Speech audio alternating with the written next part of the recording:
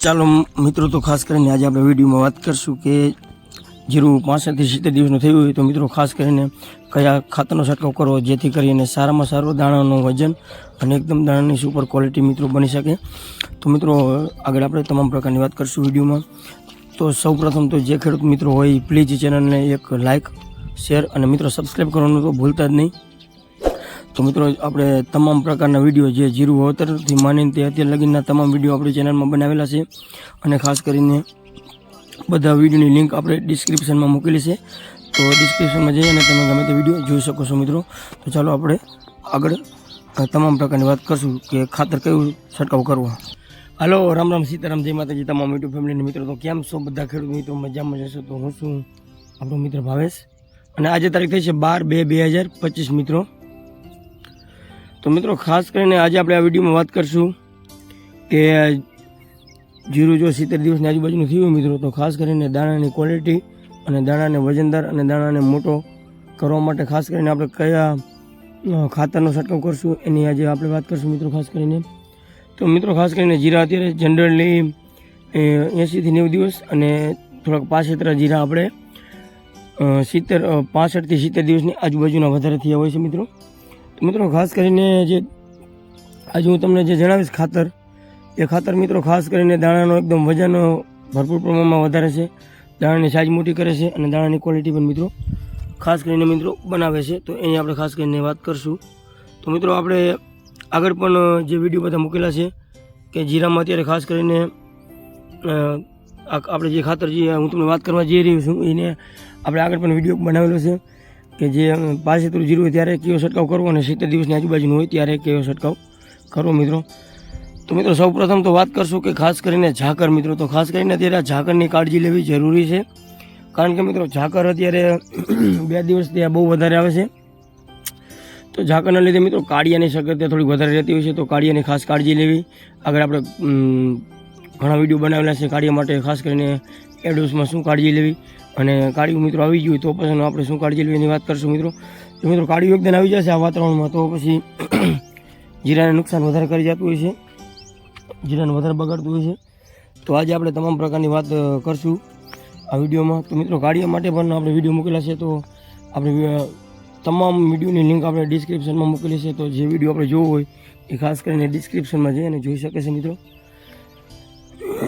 તો મિત્રો ખાસ કરીને આજે આપણે વાત કરશું કે જો જીરું તમારું 65 થી 70 દિવસનું થયું હોય તો આપણે જે સારામાં સારું પરિણામ મિત્રો મળે તો અત્યારે આ જીરાને એક જેટ કમ્પ્લીટ આપણે જીરું 70 દિવસનું થયું છે, તો આને આપણે 75 દિવસનું થયું મિત્રો। તો 0050 જે મિત્રો ખાસ કરીને ખાતર આવે છે 0050 મિત્રો આવે એને ખાસ કરીને આપણે છંટકાવ કરી શકીએ છીએ।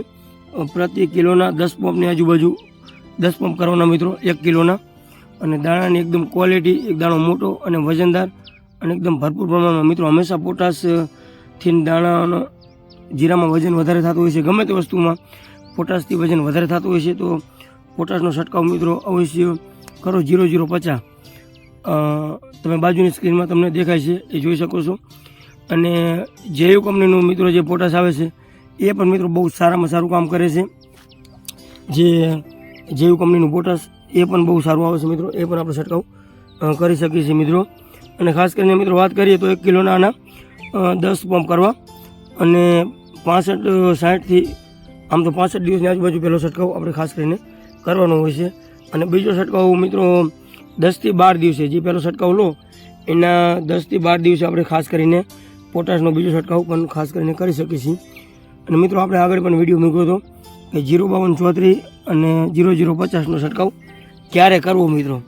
તો પણ મિત્રો આપણે 45 થી 50 દિવસની આજુબાજુનું જીરું હોય તો એમાં આપણે 05234નો છંટકાવ કરી શકીએ છીએ, અથવા 1261 ખાતરનો પણ છંટકાવ કરી શકીએ છીએ। તો મિત્રો 0050માં આપણે આવે છે પોટાશ અને 05234માં આવે છે મિત્રો 52% ફોસ્ફરસ અને 34% પોટાશ મિત્રો। તો એ ફ્લાવરિંગ જ્યારે જીરું લેતું હોય ત્યારે ખાસ કરીને છંટકાવ કરવામાં આવે તો એકદમ ફ્લાવરિંગમાં વધારો થાય છે 05234 માટે મિત્રો। તો એ અત્યારે જેને 50 દિવસની આજુબાજુના જીરા હોય એની માટેનું, પણ એ અત્યારે 50 દિવસના જીરા મિત્રો બહુ ઓછા હોય છે, તો અત્યારે આપણે 0050નો છંટકાવનો ટાઈમ છે। ખાસ કરીને મિત્રો અને તમે જોઈ શકો છો કે જો અત્યારે ઝાકર વધારે આવવાથી અને આ રીતનું ઝાકર એકદમ જીરામાં વધારે બળી જાય તો આમાંથી કાળી ચરબીની શરૂઆત ખાસ કરીને થતી હોય છે મિત્રો. તો મિત્રો જે જીરા અત્યારે આગેતરા હોય 80 દિવસની આજુબાજુના, તો મિત્રો એને સલ્ફર ને M45નો છંટકાવ ખાસ કરીને રનિંગ ચાલુ કરી દેવું. જે 6 થી 7 દિવસે રનિંગ છંટકાવ ચાલુ રાખો એટલે કાળી ચરબી ન આવે. અને મિત્રો હંમેશા સલ્ફરનો છંટકાવ છે એટલે અવશ્ય કરવો જોઈએ, કારણ કે સલ્ફરના લીધે દાણાની એકદમ ક્વોલિટી બનતી હોય છે. તો મિત્રો આ રીતનું જો બહુ આપણે આમાં એડોસમાં 2 છંટકાવ કરી દીધેલા છે, તોય પણ એક આ જગ્યાએ તમને એક અસર જોવા મળે છે કાળિયાની. તો મિત્રો આ રીતનું વધારે ઝાકર આવે તો કાળી ચરબી વધારે ફેલાવો લેતી હોય છે, ઝડપથી ભાગતી હોય છે.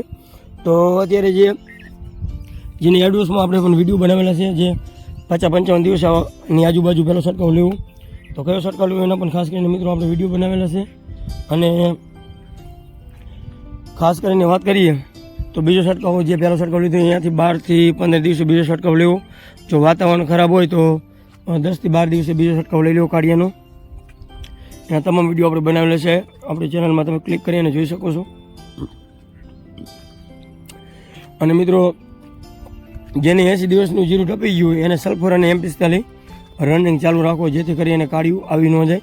કારણ કે અમે સલ્ફર અને M45 તમે એને ચાલુ રાખો એટલે કાળિયાની બહુ શક્યતા રહેતી નહીં, કારણ કે સલ્ફર અને M45 પાછળથી તમે રનિંગ આપો તો આને વહેલું ન આપવું, કારણ કે વહેલું આપવાથી જીરું એકદમ પાકી જતું હોય છે, પાક પડી જતું હોય છે.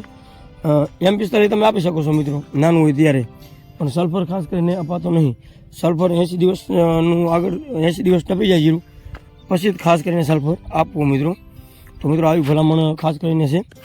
તો બસ મિત્રો આ હતી આપણે 0050ની વાત, જે જીરું 65-70 દિવસનું હોય એને દાણાની ક્વોલિટી અને સારામાં સારું બનાવવા માટે.